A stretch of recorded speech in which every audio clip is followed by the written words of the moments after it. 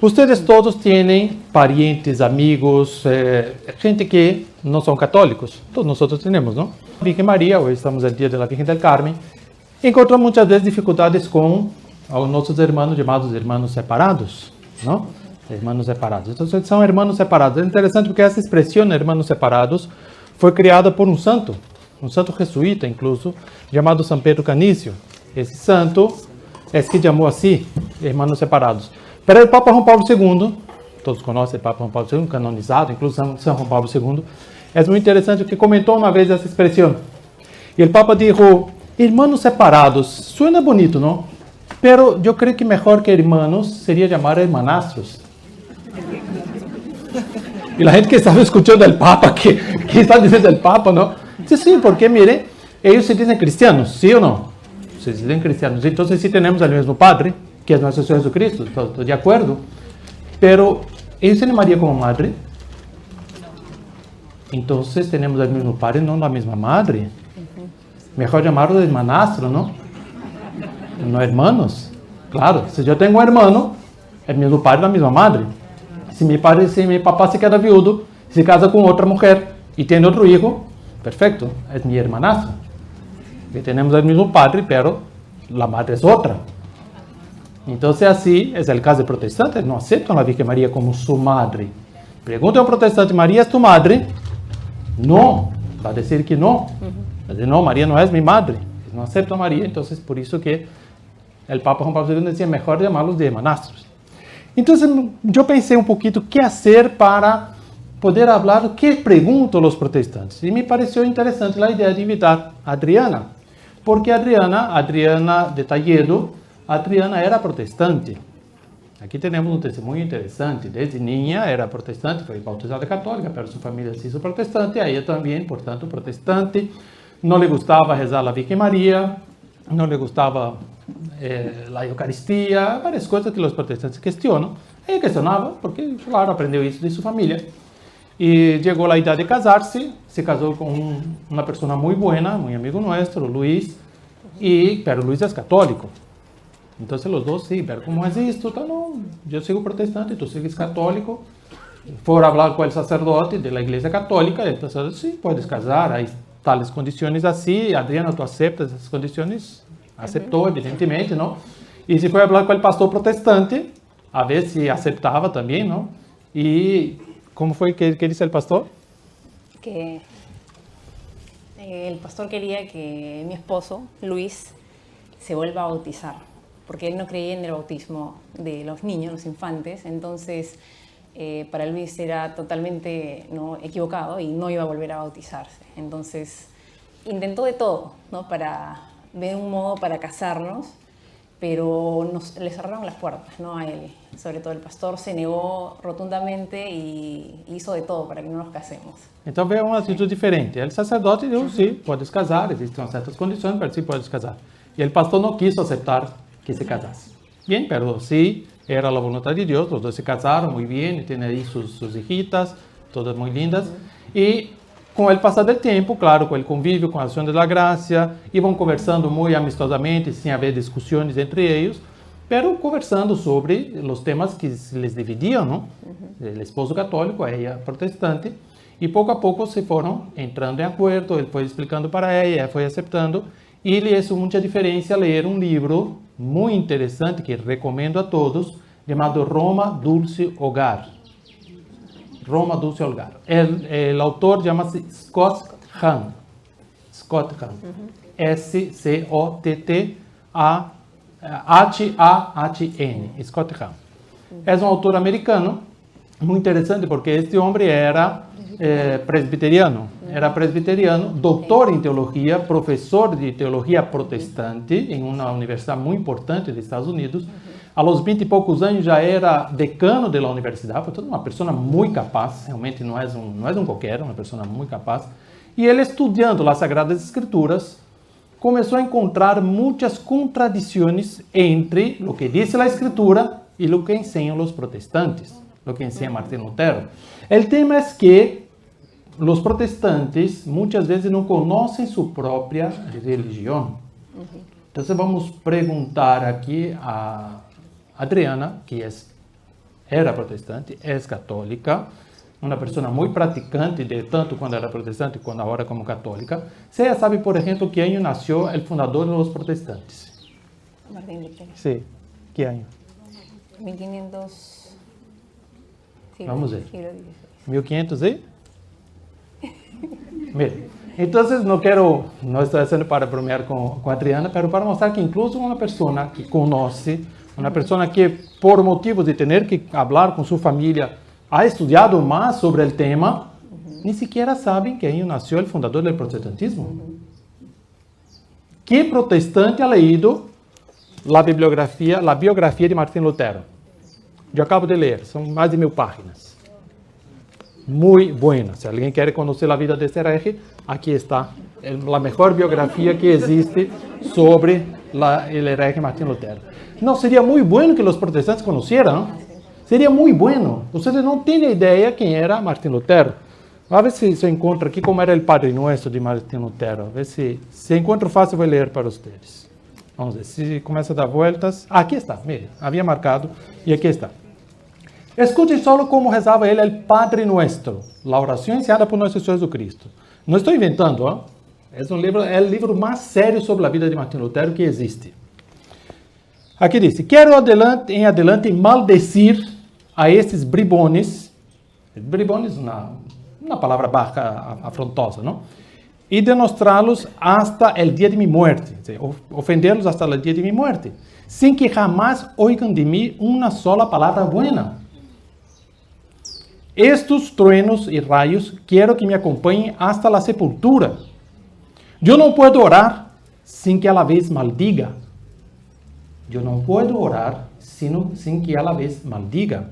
Al decir, santificado sea tu nombre, tengo que añadir, maldito, condenado, infamado sea el nombre de los papistas, así llamaban los católicos, y todos cuantos blasfeman de tu nombre.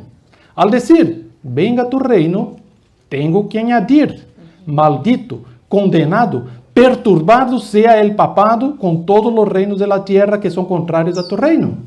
Al decir, hágase tu voluntad, tengo que añadir, malditos, condenados, deshonrados, aniquilados sean todos los pensamientos y designios de los papistas y de todos los que conspiran contra tu voluntad y consejo.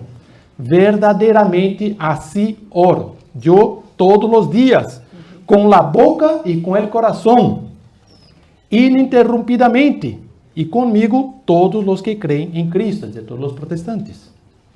Palabras de Martín Lutero. Aquí está la cita al pé de página, donde la publicación protestante, llamada Weimar, que está todas las obras completas de Martín Lutero, capítulo tal, etc. Aquí está. Acabo de leer para ustedes. ¿Será que los protestantes conocen su propio fundador? No conocen. Preguntan a protestante, ¿cómo era el Padre Nuestro maldiciente de Martín Lutero? Así es.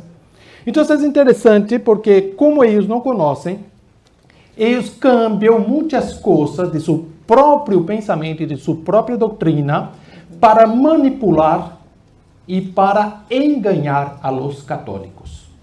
Todos nosotros conocemos protestantes. ¿Cuántos protestantes que conocemos eran católicos y dejaron de ser católicos?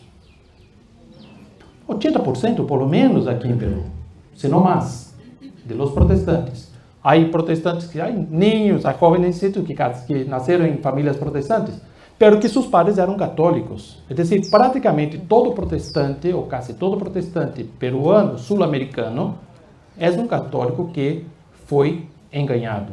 Porque, dice el ditado, católico ignorante, futuro protestante.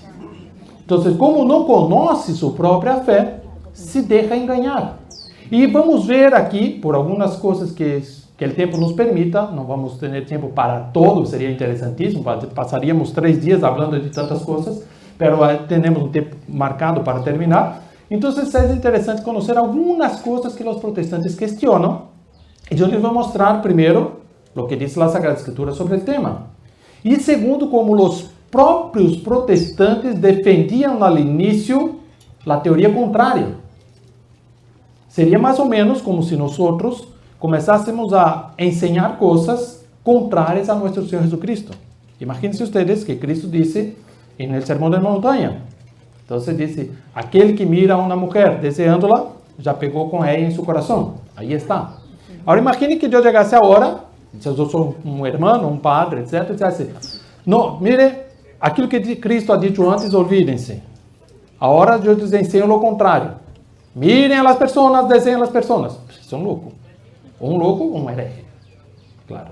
Pero los protestantes de hoy afirman cosas totalmente contrarias a lo que afirmaban sus propios fundadores.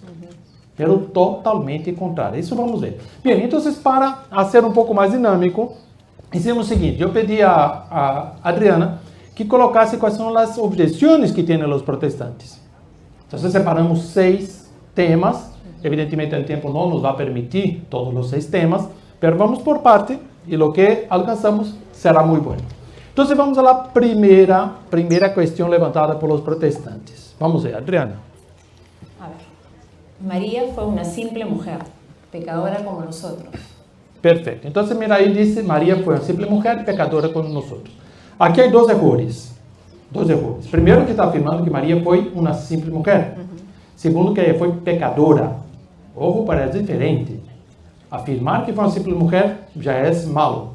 Agora, afirmar que foi pecadora é pecado de calúnia. Ojo, para isso, é pecado de calúnia. Apesar de que Martín Lutero, fundador do protestantismo, ao final de sua vida se opunha à devoção mariana, o próprio Lutero nunca hizo esse tipo de afirmação. Nunca hizo. Eu leí essa biografia, mas não é a única que leí. Eu já li mais outras 3. E, portanto, posso dizer com toda segurança que Martín Lutero nunca afirmou que a Virgem Maria é pecadora. Então, aqui já encontramos que o que afirmam hoje os protestantes não afirmavam seus fundadores. Aqui há uma diferença.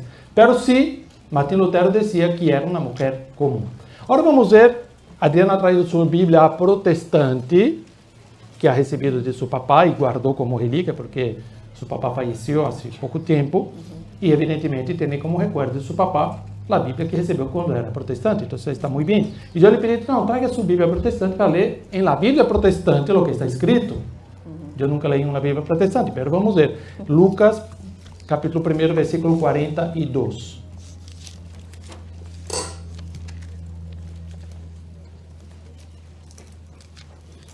Então, vocês se recordam que a Virgem Maria foi visitar a Santa Isabel. Está no Evangelho de São Lucas. Santa Isabel era prima da Virgem Maria.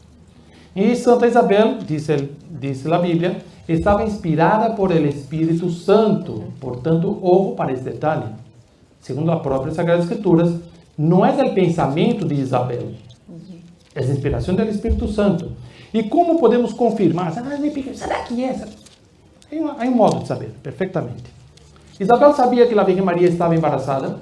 Estava encinta? Não. Tinha como saber? Não tinha como saber. E lhe vou dizer mais. Se Isabel afirmasse humanamente que Maria está embaraçada, seria uma acusação grave. Seria como se tu tens uma amiga que está novia, já soube que estás embaraçada, mas não está casada. Seria uma ofensa, sim ou não? Se for verdade, te quedas callado. Se for mentira, não vai ser esse tipo de mentira, seria pior. Portanto, a Virgem Maria estava casada com São José. Pero apesar que estava casada, todavia não viviam juntos, segundo o Evangelho de São Mateus. Portanto, Santa Isabel não podia nem sequer imaginar que ela estava encinta. E disse, a que devo que a madre de mi Senhor venga a visitar-me? É decir, ela sabia por obra do Espírito Santo. Bem, então eu expliquei isso para deixar claro que as palavras de Isabel que vamos escuchar não são de Isabel, são palavras do Espírito Santo. E que diz aí? ¿Del 40? 42. Okay. Exclamó, bendita tú entre las mujeres y bendito el hijo que darás a luz. Então, mire, Maria é uma mulher qualquer, que diz a Bíblia? Bendita tú entre todas las Bendita mujeres. entre todas las mujeres. Entonces no es una mujer cualquiera. Es la bendita entre todas las mujeres. ¿Y por qué María es la bendita entre todas las mujeres? Y ahí vamos un poco más adelante, porque María no es solo bendita entre todas las mujeres. María además bendita entre todas las mujeres, es bendita sobre todas las criaturas de Dios. de la tierra y del cielo incluso. ¿Y por qué esto? Porque la única criatura, y aquí incluyo todos los seres creados, hasta el mayor de los ángeles, la única criatura que tiene una relación personal con Dios, con el Hijo de Dios, con nuestro Jesucristo, es la Virgen María. Hay una cosa que estudiamos en teología que se llama la unión hipostática. No vamos a entrar mucho en eso para no tomar mucho tiempo de ustedes, pero recordando que ustedes ya estudiaron en algún momento, nuestro Jesucristo es Dios, una única persona. Tiene naturaleza divina desde toda la eternidad, pero una única persona. En cierto momento, Él se encarna y se hace hombre. Entonces tiene dos naturalezas, naturaleza divina, naturaleza humana, una sola persona. Muy bien. A isso chamamos la unión hipostática. Esta unión hipostática, que es la unión de la naturaleza humana con la naturaleza divina en la única persona, ¿dónde se da? En María. ¿Dónde se da? A través de María. ¿Y en qué momento? En el momento que María dice, sí, he aquí la esclava del Señor. Por tanto, para que nuestro Señor Jesucristo se hiciese hombre, para que la unión hipostática se realizase, Dios quiso por su voluntad el sí de María. ¿Y qué importancia tiene esto? Una importancia enorme. Porque, vamos a prestar atención en esto, una cosa material no tiene voluntad. Un vaso de agua no tiene voluntad. Si ese vaso de agua por un vento cae en cima de una persona y morre la persona, nadie le va a pedir disculpa, fue el vento, fue una cosa sin voluntad. Ahora, si una persona tira el agua sobre el otro, es una agresión, porque yo utilicé mi voluntad. Yo tiré mi agua sobre la persona. O si yo ofrezco, mire, tienes cara de sed, toma esta agua, también debes agradecer, ¿no? Sí, claro, gracias por darme lo que tenía para ti. Por tanto, como yo tengo voluntad, yo puedo hacer el bien o puede hacer el mal. A isso llamamos una acción activa. Mientras una cosa material tiene acción pasiva. Ese libro tiene acción pasiva. Yo puedo coger y leerlo. Ah, bien, ahí tengo mi voluntad actuando aquí. Tengo la voluntad del autor que ha hecho, pero el libro en sí no tiene voluntad. Bien. Por tanto, los actos humanos tienen valor delante de Dios. Y Dios quiso, por su voluntad, por su determinación, que la Virgen María decidisse, ¿quiere ser madre de Dios o no quiere ser madre de Dios? Ojo, para eso es muy importante. Porque Dios podía llegar, el ángel aparecer, y Dios te salve María, llena eres de gracia, etc., Virgen María, y el ángel dice, estás embarazada, estás encinta y vas a dar a luz un hijo. Pero yo nunca había pensado en eso, no importa, Dios ha mandado, obedezca. Ya tenía el valor de la obediencia, ¿no? Ya iba a tener el valor de la obediencia. Bom, si Dios manda, yo obedezco. Pero ella sería pasiva, ¿sí o no? Pero no, el ángel preguntó, ¿quieres? Y esperó su respuesta. Por tanto, tenemos un acto de voluntad de María que definió la encarnación del Verbo. Su participación no fue pasiva, sino que fue activa. Ella aceptou voluntariamente, portanto, ela participa ativamente da união hipostática. Algum santo ou algum ángel ha participado da união hipostática? Não. Portanto, a Virgem Maria está por encima de todos os homens, de todos os santos e de todos os ángeles. Não só não é uma mulher qualquer, sino que está por encima de todos. Pero Maria era mulher? Sí era mulher. Sí era mulher. Descendente de Adão. Sí era mujer y descendiente de Adán. Aquí hay un punto importante, que debemos tomar como punto de partida que María sí era mujer, porque Dios quiso que el hombre fuese salvado por el propio hombre. Es decir, el pecado fue cometido por ¿quién? Adán y Eva. Repetido por los que siguen con celular prendido durante la charla. ¿Qué fue? ¿Qué hablé? Bien. Entonces el pecado fue cometido por Adán y Eva. Adán y Eva pecaron voluntariamente, pero representando a la humanidad. El pecado, por tanto, no fue un pecado individual. Fue un pecado de la humanidad. ¿Quién era la humanidad en ese momento? Adán y Eva. Es como una familia. Imagine que una familia, padre y madre, toman una decisión. Vamos parar de vivir en Perú y vamos vivir en Estados Unidos. ¿Los hijos van a ser peruanos o norteamericanos? No, si nacen en Estados Unidos van a tener, como dice, nacionalidad americana. Pueden después pedir la peruana, pero su primera nacionalidad va a ser norteamericana. Bien, los hijos no eligieron nacer en Estados Unidos, pero la decisión de la familia de ir vivir en Estados Unidos hizo que todos sus hijos fuesen norteamericanos, que todos sus nietos, etc., tuviesen otro camino, porque fue una decisión de la familia. Entonces Adán y Eva han tomado una decisión en nombre de la humanidad. Y cuando la Virgen María acepta participar de nuestra salvación, acepta representando a toda la humanidad. Así explica Santo Tomás de Aquino. Y por tanto, cuando María dice, aquí la esclava del Señor, hágase mí según su palabra, ella está representando a toda la humanidad. Es la humanidad, por tanto, que entrega, a través de María, que la representa, todos los elementos que Cristo va a sacrificar por nosotros en la cruz. Cristo muere en la cruz, se sacrifica por nosotros y nos salva. Pero ¿qué Cristo entrega en la cruz? Su vida humana, porque su vida eterna no hay como entregar, no muere. Su vida humana, su sangre, su sufrimiento, su sensación de abandono. ¿De quién Cristo ha recibido esto? De María. Por tanto, todo que Cristo entrega por nosotros ha recibido de María, que tiene valor divino porque Él es Dios. Entonces, ¿María es una mujer cualquiera? No puede ser una mujer cualquiera. Ahora vamos a la segunda parte. María es pecadora. ¿No? Casi da voluntad de ni siquiera hablar sobre el tema. Pero vamos a hablar. Porque infelizmente hubo algunas personas que se engañaron al inicio de la iglesia pensando que María era pecadora. Hubo ese error en el inicio de la iglesia. ¿Por qué? Porque nuestro Jesucristo murió por todos, se sacrificó por todos. El sacrificio de Cristo es universal. El sacrificio de Cristo es universal. Todos son salvados por Cristo y no hay salvación fuera de Cristo. Aí o protestante habla sempre isso, não? Não há salvação fora desse nome. E é verdade, não há. Não há salvação por Lutero, por Calvino, por nenhum destes.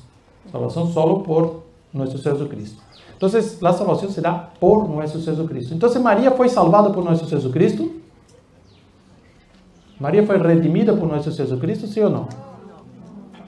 Quem pensa que não foi salvada, não foi redimida por nosso Jesucristo? Quem pensa que não, levante a mão, por favor.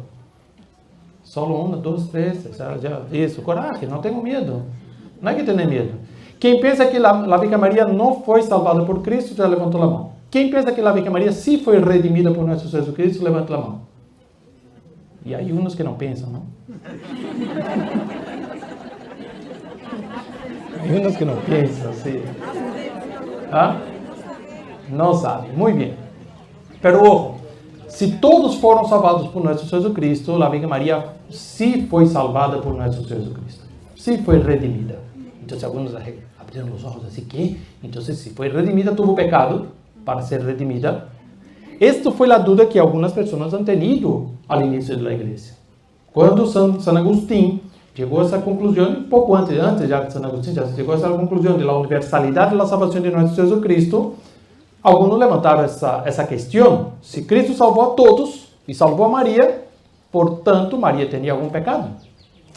E foi uma discussão tremenda. Você não imagina o que é teólogo discutindo com teólogo. Essa é uma coisa complicada. Então, os teólogos começaram a discutir entre eles e alguns diziam, bem, sabe que onde Maria cometeu pecado? Então, começavam a buscar na vida de Maria onde podia acontecer algum pecado. É claro que se equivocavam. Não?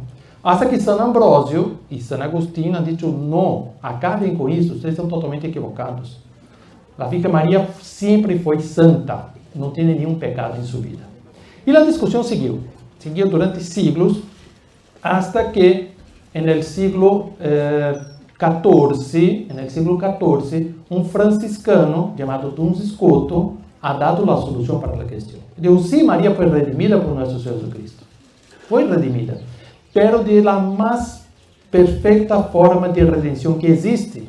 E a gente quedou, como é isso? Foi uma discussão pública, incluso, uma discussão pública na Universidade de Paris, donde se reunieron los dominicos contra los franciscanos, y fueron días, así una cosa solemnísima, y hasta que Duns Scoto ha dado ese argumento.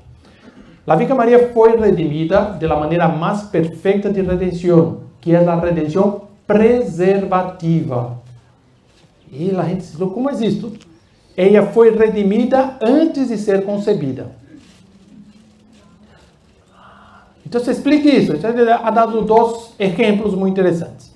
Imagine un padre de familia que tiene dos hijos y están jugando los niños en un parque y de pronto hay un hueco ahí, una obra, cualquier cosa, y el niño cae ahí dentro. Y llora, se lastima todo, etc. El papá va y lo saca. Entonces el papá lo sacó, lo salvó de esa situación que el niño cayó. Perfecto. Así es toda la humanidad.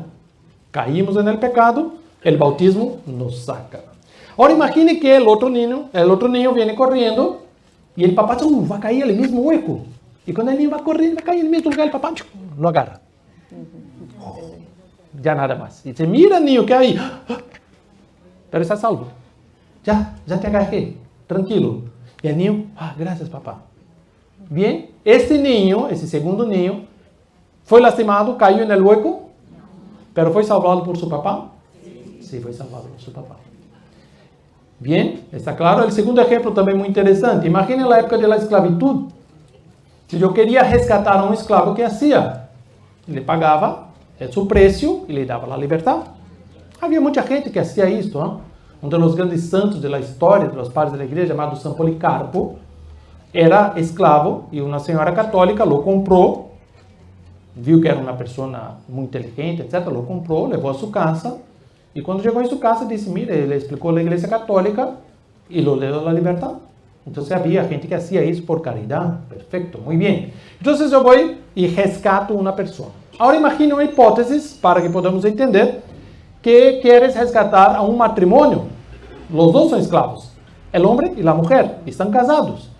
Y dicen, sabe que, mire, ya estamos casados, vamos ter nossos hijos, nos damos muy bien con esta familia aquí. Y si somos libertados y pronto no tenemos profesión, mejor que nos quedamos aquí tranquilos, nos tratan muy bien, no nos tratan mal y preferimos quedarnos aquí.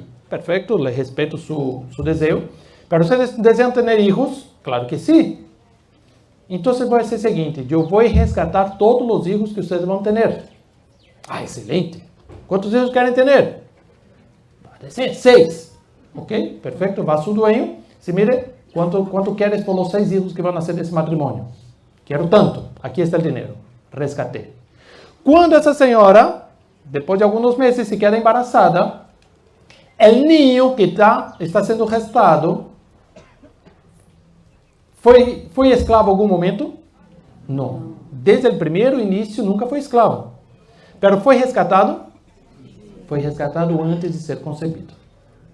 Entonces así se da con la Virgen María. Por eso que la Virgen María es la Inmaculada Concepción. Por tanto, no es pecadora. No tiene ni siquiera el pecado original y ningún pecado en su vida. Bien, por tanto, ya vimos que perfectamente la primera afirmación está totalmente deshecha y no tiene nada que ver con la Sagrada Escritura. Mire que usamos una propia Biblia protestante. Vamos a la segunda. Los católicos idolatran a la Virgen María con las imágenes, rezos, los nombres de María. Esta idolatría es totalmente rechazada por Dios en el Antiguo Testamento. Muy bien. Entonces aquí está hablando que los católicos idolatran a la Virgen María. ¿Qué significa idolatría? Esa es la primera cosa que necesitamos saber, ¿no? Porque si preguntan a un protestante, ¿cómo dice que idolatran a la Virgen María? Sí, porque ustedes besan a la Virgen María. Si ustedes besan, tocan. Entonces idolatran a mi mamá también. Y cuando la voy a visitar, la abrazo, la beso. Entonces tengo idolatría por mi mamá. ¿Cómo es esto? Y si tú tienes un hijo, parece que a las mamás les gusta más besar al hijo que el hijo a la mamá, ¿no? Y besa ahí. Entonces adoras a tu hijo. ¿Cómo es esto? Esto es idolatría. Besar a tu hijo, entonces es pecado. Es idolatría. Te vas al infierno porque besas a tu hijo. Católico por lo menos no, pero de pronto los protestantes. Entonces vamos primero a entender qué significa la palabra idolatría. Idolatría no es español. Idolatría viene del griego. Eidolon, la traen. Eidolon significa representación, imagen, aquilo que representa algo material. La otra en, traducimos como latría. ¿Qué significa latría? Latría es el culto de adoración. El culto de adoración donde yo reconozco que Dios, que esta persona que estoy dando el culto de latría, es mi creador. Y tiene una diferencia esencial. Yo soy criatura, Él es creador. A isso chamamos latría. Esse culto de latría só se dá a Deus. Portanto, o que é idolatria? Idolatria é prestar um culto de adoração a uma representação. Ojo, se eu corro aqui um crucifixo, uma imagem do Sagrado Coração de Jesus, e tenho uma adoração a nosso Senhor Jesucristo, pero beso a imagem, porque eu não posso ir ao cielo e besar nosso Jesucristo, tenho que esperar morrer para isto. Mientras estou vivo, não posso ir ao cielo. Portanto, eu beso aqui a imagem que representa. Eu estou adorando a imagem ou estou adorando a nosso Senhor Cristo? Portanto, não é idolatria. Incluso a nosso Senhor Cristo não é idolatria, porque idolatria é adorar a imagem. Temos um exemplo bíblico de idolatria? Vários. Pero vamos a um específico. O bezerro de ouro. O bezerro de ouro hecho por los próprios judíos. Quando eles fizeram o bezerro, você se acorda, não? Bezerro de ouro, aí com Moisés começaram a adorá-lo. E que diziam? Este é o Deus que nos sacou de Egipto. Este é o bezerro. Não é que o bezerro representa, sino que o bezerro está sendo adorado. Isso é idolatria. Bem, portanto, em primeiro lugar, nenhum católico adora a uma imagem. Temos a imagem como representação. Pero solo os católicos têm imagens, ou os protestantes também têm imagens? ¿Han visto alguma imagem de los santos protestantes? Não? Pues então busque por internet estátua de Martín Lutero e pongam imagens. Puedes ver aí em tu celular, só para mostrar, não sei se vão ver de lejos, pero estátua de Martín Lutero e pongam imagens. E vocês vão ver quantas imagens de Martín Lutero existem em Alemanha. Existem em vários países da Europa quantas e quantas imagens de Martín Lutero. Portanto, el hacer imágenes não é só os católicos que fazem. Mire, aqui vocês têm, por exemplo, uma imagem de Martín Lutero. Aqui estão vendo, vocês podem ver, há 500, há muitas, não são poucas, não, há muitas. Bem, agora sobre o tema, portanto, já vimos que latria é o culto que se dá a Deus, que se reconoce uma diferença ontológica essencial entre criatura e criador. Nenhum católico reconhece a Maria como sua criadora. Não, Maria não nos criou. Maria é a Madre de Deus, mas não nos criou. Então, não temos um culto de adoração. Temos um culto de veneração, um culto de dulia. Isso sim temos, porque reconhecemos em la Virgem Maria uma superioridade de virtudes, uma superioridade de missão e, como temos visto antes, uma superioridade porque ela está unida, o único ser unido à união hipostática, a nosso Senhor Jesucristo. Então, sim temos um culto que chamamos hiperdulia, mas que não é latria. Então, se em algum momento um protestante pergunta a vocês católicos estão idolatrando? Está perfeito, não há problema. Primeiro me diga o que significa idolatria. O que significa latria, por lo menos. Explique-me o que significa latria. Vocês creem que os protestantes sabem o que significa latria? Qual é a diferença entre latria e idolia? Eu perguntei a um protestante. Ele vino, me abordou um dia, estava aqui no consulado de Colômbia, devia ser colombiano, porque estava aí. Então ele me disse, me viu com o hábito, vocês que são os católicos, assim, de los heraldos, tal. Vocês são os que adoram a Virgem Maria, não? Assim perguntou. Bem. Eu lhe perguntei, está perfeito, não? Tu sabes o que significa latria? Não sabia. Mira, tu pergunta tem 1600 anos de retraso. Como 1600 anos de retraso? Sim, porque isso já foi respondido há 1600 anos atrás. Necessita atualizar-te, não? Atualiza-te. Porque no ano 470, San Epifanio explicou a diferença entre latria, dulia e hiperdulia. É isso que eu acabo de explicar para vocês. La latria é um culto de adoração, se dá só a Deus. La dulia se dá a los ángeles, a los santos, incluso a nossos superiores. Quando vai um rei, quando vai um presidente de república, delante de los soldados, que hacen os soldados? Saludam, apresentam armas, assim, depende de cada país, não? Hacen marcha, hacen culto, um culto de dulia, de veneração, de respeito a essa pessoa, porque representa o país. Se eu cojo a bandeira de Peru e começo a limpar o piso com a bandeira de Peru, os peruanos me matam. Vuelve para Brasil, miserável, o que está fazendo aqui? Claro, não vai ser isso.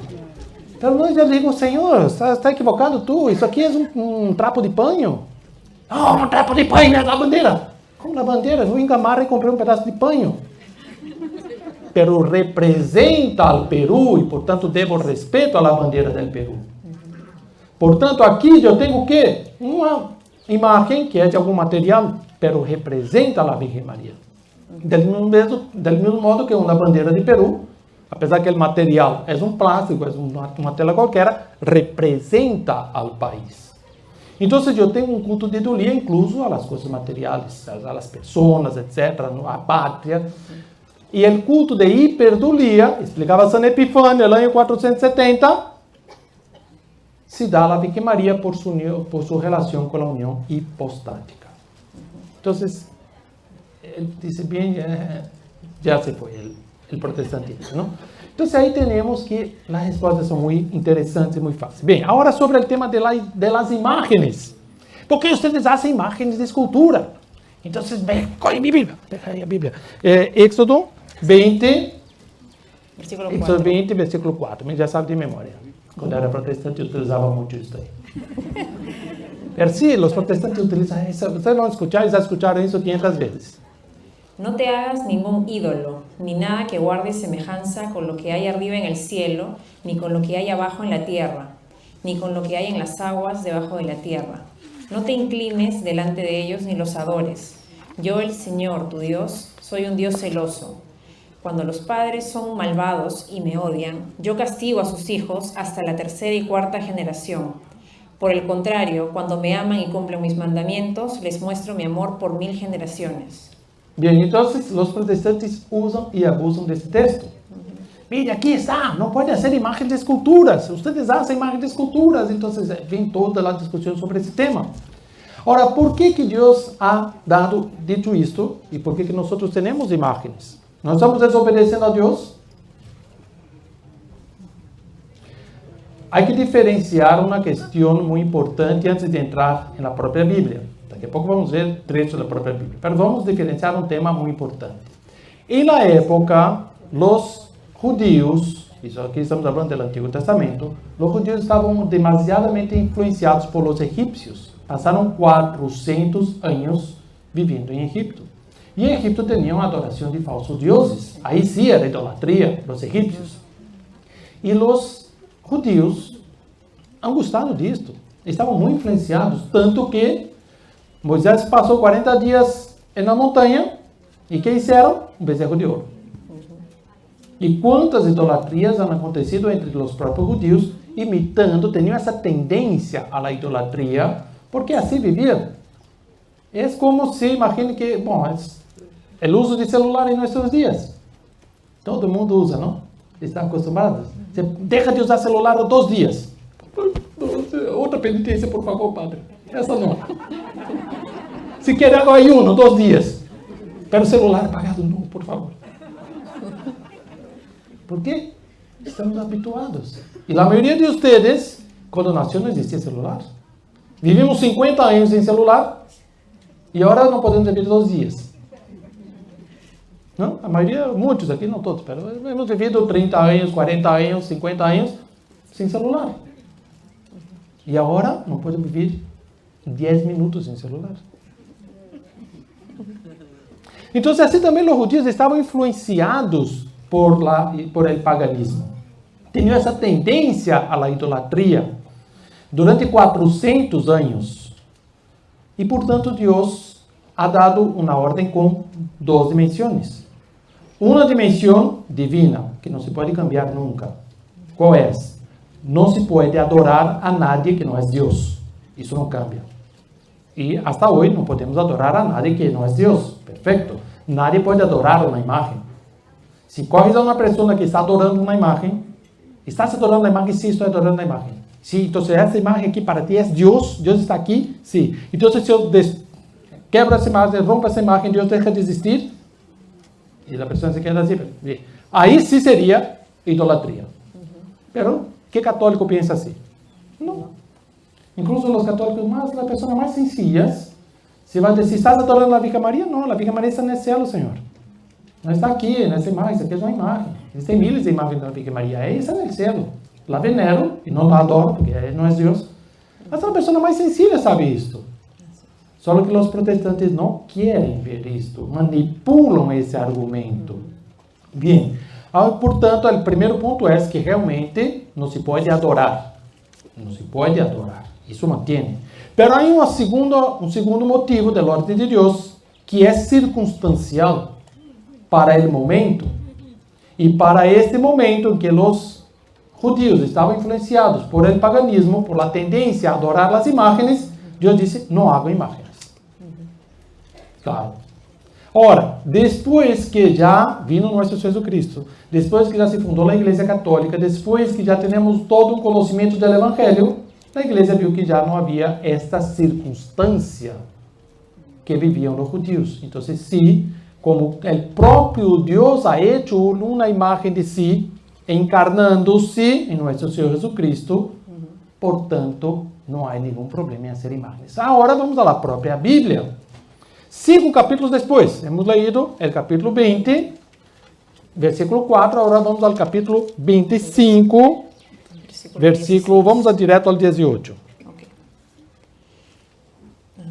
Y también 2 querubines de oro labrado a martillo para los 2 extremos del propiciatorio. Entonces, Dios está diciendo a Moisés cómo hacer el arca de la alianza.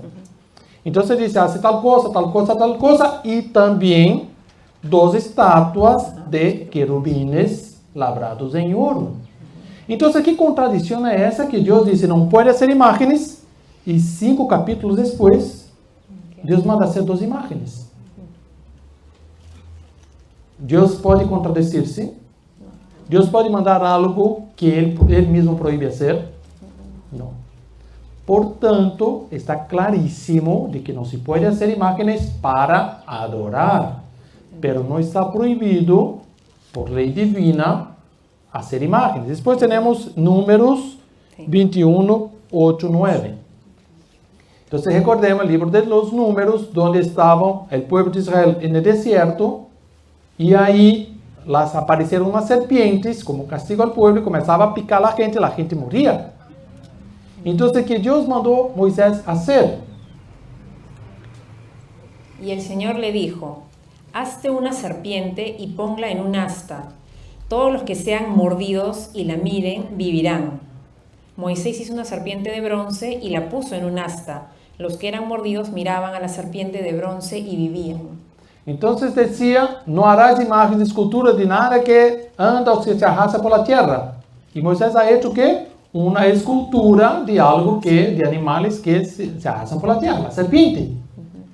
¿Y quién mandó a Moisés a hacer? El propio Dios. Bien, por tanto está clarísimo de que Dios mandó a hacer imágenes. Después, en 1 de Reyes 6, 23. Bom, yo leo aquí para no tomar tiempo. En el lugar santísimo, aquí Dios ya está en el templo, primer libro de los Reyes, recordemos, Salomón está haciendo el templo, y Dios está enseñando a Salomón cómo debe hacer el templo. En el lugar santísimo, el Sancta Sanctorum, hizo 2 querubines de madera de olivo, 2 esculturas de madera, el otro era de metal, ahora es de madera. Cada uno medía 5 metros de altura. 5 metros. Eu creio que mais alto que isso aqui, talvez seja mais ou menos essa altura, não? 5 metros. 2 querubines, 2 estátuas de 5 metros de altura. Salomão puso os querubines em meio do recinto interior do templo. Portanto, a própria escritura Deus está mandando fazer. Además, las cortinas, las pinturas del templo siempre representaban también cosas del cielo y de la tierra. En 1 de Reyes 7, un capítulo después, 28:30, dice, tenían unos paneles encuadrados en un armazón. Sobre esos paneles había figuras de leones, toros, querubines. Estaban fundidos bajo 2 recipientes de agua. Entonces, es un aparato que había en el templo de Jerusalén llamado el Mar de Bronce. Si ustedes buscan Mar de Bronce, ustedes van a ver representaciones de esto. Había una cosa enorme con agua y bajo esto estaba sustentado por algunos animales y querubines, estatuas mandadas a hacer por Dios. Por tanto, es completamente contradictorio decir que no puede ser católico y usted tiene imágenes, que usted adora imágenes. Primero, que tenemos imágenes, está clarísimo en la Sagrada Escritura. Segundo, que no adoramos imágenes. Usted piensa, yo veo a mi mamá también, no la adoro. Entonces, besar no es un símbolo de adoración. Símbolo adoración significa reconocer que este ser es mi creador. Eso solo a Dios. Muy bien, vamos a la próxima. No se puede decir que María es madre de Dios, puesto que ella es mujer, nacida en el tiempo, y Dios es eterno. Muy bien. Aquí es una cuestión que parece complicada, ¿no? ¿Cómo puede ser que María sea madre de Dios si María nació en el tiempo? María no es eterna. Y ahora, ¿cómo es esto? Ese tema también tiene más, en la época de Lutero tenía 1100 años de retraso. Ya estaba respondido a 1100 años atrás. Por tanto, ojo, Lutero no es ninguna originalidad. Lutero lo único que consiguió hacer fue reunir las herejías que ya existían y juntarlas todas en una sola cabeza. Solo esto, nada más. Eran herejías que ya existían. Y con esa herejía llamaba-se nestorianismo. Nestorio tenía una cristología totalmente equivocada. Ojo, eso no es un problema mariológico, es un problema cristológico. Algunos ya começaram a quedar com sonho, porque eu usei 2 palavras que são um pouco mais difíceis de entender. Normal. Oh, já está. Bem. Então, só de usar 2 palavras um pouco mais difíceis, já se quedaram. É uma questão cristológica, que significa que não entende perfeitamente quem é Cristo. Hemos já explicado isso. Jesucristo é uma persona com doble natureza. Pero como Nestório pensava que existia 2 Cristos, Cristo Deus e Cristo homem, então Nestório pensava, Maria não é madre de Deus, sino que é madre de Cristo homem. Porque ela não é eterna, portanto é madre de Cristo homem. E uno pensa, sim, verdade, não? E a gente começou a quedar sem dúvida, pero vino um santo chamado San Cirilo de Alejandría. A história é muito interessante, pero não vou contar agora todos os detalhes. San Cirilo de Alejandría lhe mostrou que nuestro Señor Jesucristo es Dios y hombre, pero es una sola persona. ¿Quién es madre? Es madre de la persona. Ojo, la mayoría de ustedes, las mujeres que están aquí, son madres, ¿sí o no? La mayoría, aquí estoy viendo una que es la madre y la hija, y la nieta está por ahí corriendo. Bien, entonces, ¿qué tenemos? ¿Ella es madre solo del cuerpo de su hija? No, es madre de su hija, de la persona. Imagine que mi mamá viene a besar-me do lado direito e diz, não, mamá, esquerdo. El derecho, papá. Tu eres madre solo de la mitad. Pero entonces quiero abrazarte. Abrazar ya no, ya pasa la cuenta. Porque me has dado solo la materia. El alma fue dada por Dios. Entonces tú eres madre de una parte. Mire, mitad de mi cuerpo. Nada más que esto. Mi alma pertenece a Dios. Quem diria que hijo tão amoroso, não? Que hijo desalmado. Porque quem é madre de la persona. Ora, la persona de nuestro Señor Jesucristo, ¿é Deus ou é homem? Deus. La persona. Só há uma persona. Quem nasce de Maria, ¿é Deus ou é homem? É Deus. É Deus e homem ao mesmo tempo. Claro, porque ahí es un poco, porque es el misterio de la encarnación. Nuestro Jesucristo es Dios y hombre. Por tanto, quien nace de María es Dios. Por tanto, María es madre de Dios. Está clarísimo. Bien, como o horário já está um pouco avançado, vamos poner outra questão. Se o tempo permite, vemos algumas aqui, mas vamos a outra que sempre coloca. Não deves pedir a intercessão de Maria, porque Maria desvia de Cristo. Já escutaram isso, não? Maria desvia. Maria é um desvio. Ibas a Cristo e Maria é um desvio. Imaginem-se ustedes que tomam seu carro aqui e vão viajar a uma cidade bonita por aí, não sei, Trujillo, Arequipa, etc. Bem. Então, mire, não te desvias. Não pares em um grifo. Porque se paras em um grifo para abastecer, te desvias. Assim, sim, tens que ir direto. Assim. Então, você te vai direto e te acaba a gasolina. Porque não querias parar em um grifo para abastecer. E chegas ao lugar, não. Ai, que miséria. Porque... Não, que miséria não. Tu sabe que tu carro necessita gasolina e não paras. Então, tu carro não vai funcionar. Portanto, parar em um grifo não é desviar do caminho. Parar em um grifo é avançar no caminho. Se eu digo, não, se eu tomo um carro, me vai desviar do caminho, eu vou caminhando. Porque entrar no carro, mover o carro, prender o carro, desvia. Não. Se não tomas um carro, te vas caminhando, vai demorar muito mais. Então, eu quero ir a outro país. Um avião me desvia do país que estou indo? Não, me leva ao país. Portanto, ojo, a Virgem Maria não nos desvia de Cristo. A Virgem Maria nos leva a Cristo. E exatamente vamos encontrar isso no Evangelho de São Juan. E é interessante esse trecho do Evangelho de São Juan. Se está por aí o irmão Mauro, vai pôr o sonido para ter um pouquinho de fundo musical, para quedar mais interessante. Mas no Evangelho de São Juan, vamos encontrar o momento em que nosso Senhor Jesucristo começa a chamar a seus apóstolos. Chama Santiago, chama São Pedro, chama São Juan. Depois se vai, caminha um pouco mais e chega na coletoria de impostos. E aí a quem chama na coletoria de impostos? Chama a Mateo. Então está aí, e está São Mateo contando as moedas. E ele, siga-me. São Mateo, a última moneda, e guarda, e siga a nosso Senhor Jesus. Então assim vai chamando todos os apóstolos, hasta que, quando já estão todos reunidos, é invitado a ir para as bodas de Caná. Então estão nas bodas de Caná, uma festa muito bonita. Nesse tempo, o matrimônio era uma festa muito grande. Você tem uma ideia, às vezes levavam uma semana de festas. As famílias pobres, as ricas levavam um mês de festas. Nasceu muita festa por el matrimônio, claro, porque os amigos chegarem, os parentes chegarem de lejos, e vão caminhando. Às vezes levavam um mês para chegar. Não ia ser uma festa de um dia, vou ir à sua casa. Então era uma festa muito bonita, etc. Estavam todos aí. E Jesus, que já não vivia com a Virgem Maria, estava já com os apóstolos, se encontra com a Virgem Maria. Então se encontra com a Virgem Maria, ela saluda, etc. E quando estão todos contentes, etc., tomando o vinho, em certo momento, que passa, lhe falta o vinho. Então, os servidores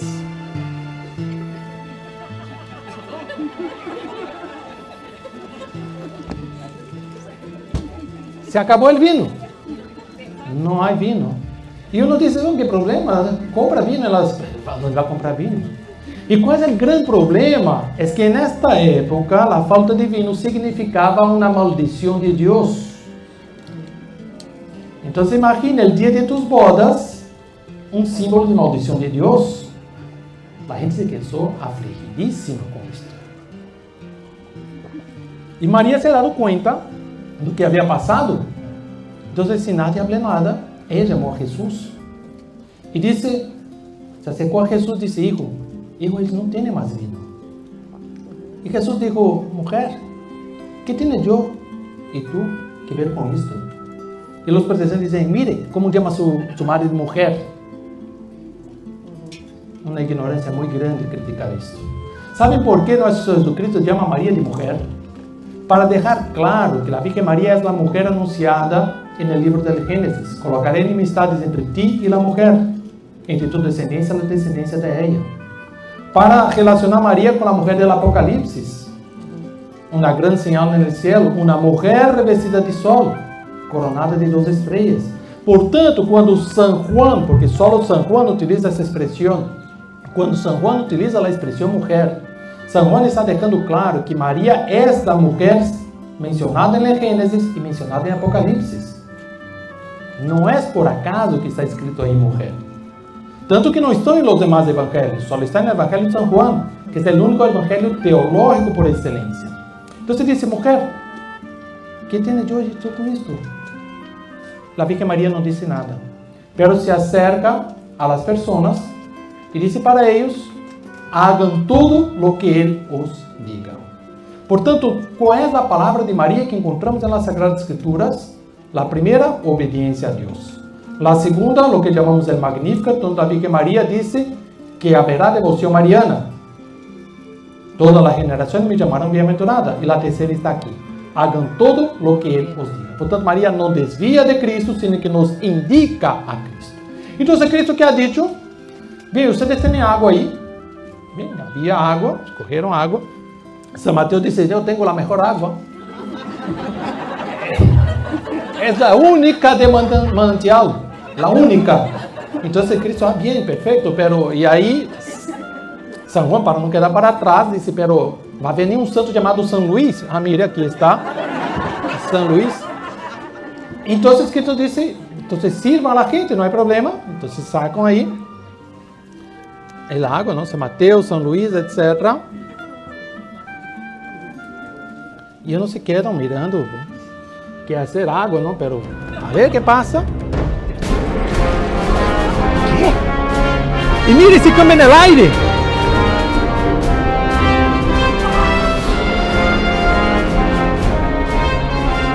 Y la gente se queda así impresionada cómo transformó agua en vino. Uno va a decir, claro, porque San Mateo y San Luis es agua milagrosa. Pero ¿será que es bueno este vino? ¡Wow! ¡Qué vino! Muy bueno. Un excelente vino. Bien, entonces aquí vemos cómo el primer milagro de nuestro Señor Jesucristo se ha dado a través de ¿quién? De la Virgen María. La Virgen María aparece como intercesora, no aquella que desvía de Cristo. Y hay un detalle muy importante, porque cuando Cristo dice que tengo yo y tú con esto, en verdad que Cristo está diciendo aquí, no es el momento de hacer el milagro. No está en el momento. No debemos hacer ese milagro ahora. Pero la Virgen María, mire que no pidió. Mostró su intención. Es verdad que mostró su intención, ¿no? Pero no pidió. Y Cristo la atendió. Por tanto, aunque no sea el momento del milagro, si la Virgen María pide, Cristo la atende. E é por isso que chamamos a Virgem Maria de omnipotência suplicante. Porque tudo que ela pede a Deus, Deus atende. Deus não nega nada a la Virgem Maria. E aí temos a intercessão de la Virgem Maria, que sempre nos acompanha em todo momento. Maria é nossa madre. E vamos finalizar só com um ponto final, porque já é tempo, temos muita coisa interessante aí, tem muita coisa. Então, hemos visto 2 pontos do que a Adriana havia levantado, há muitos outros.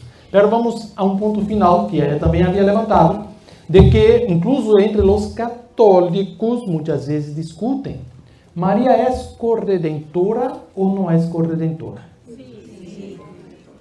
Alguns dizem, não, Maria não é corredentora, é nossa madre, mas não é corredentora.